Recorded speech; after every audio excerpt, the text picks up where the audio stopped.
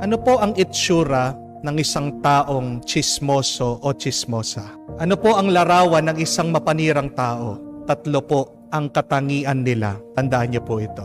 Makitid ang isip, malaki ang bunganga, at marumi ang puso.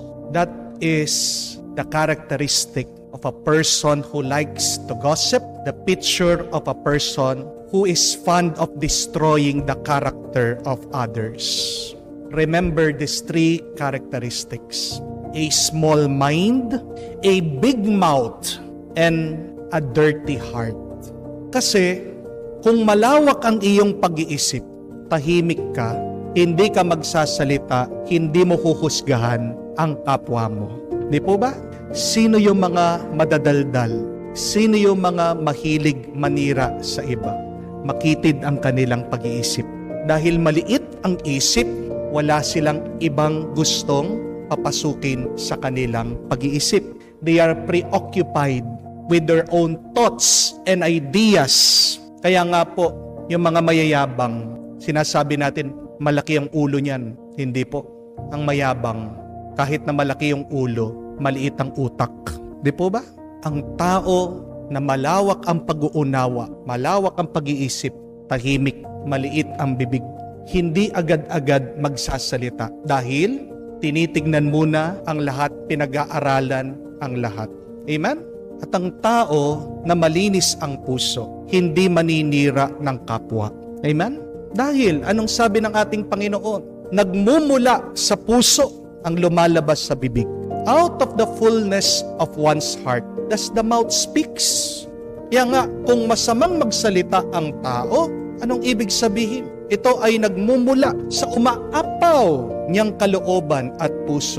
Masama ang lumalabas sa dila dahil masama din ang nakalagay, nakaipon sa kanyang puso.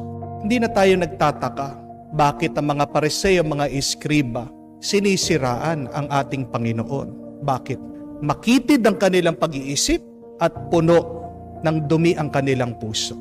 Nagmamalinis sila. Hindi porket malinis ang iyong katawan, malinis na rin ang iyong kaluluwa. Amen?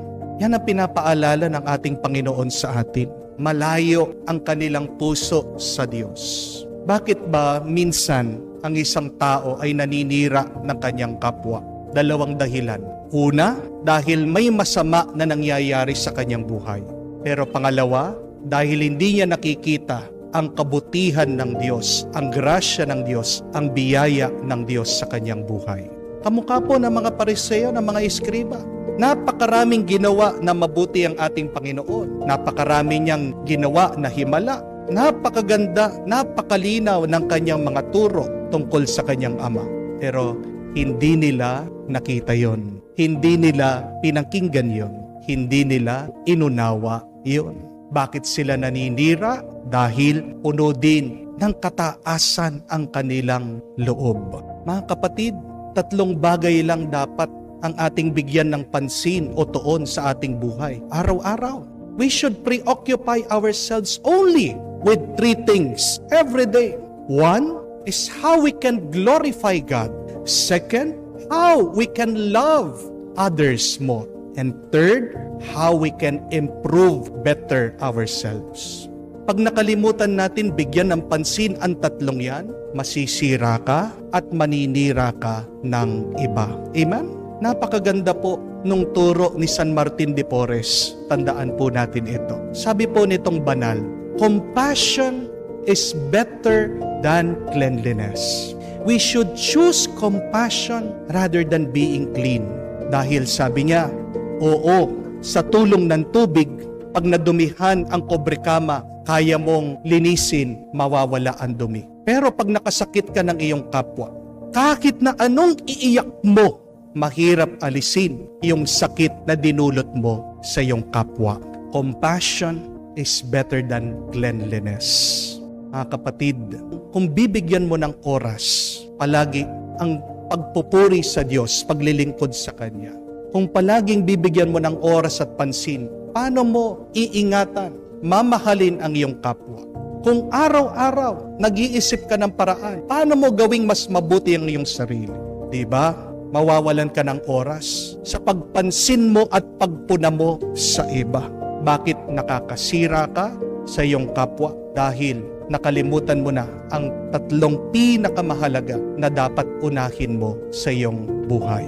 Let us pray that we should strive on how to serve and glorify God more.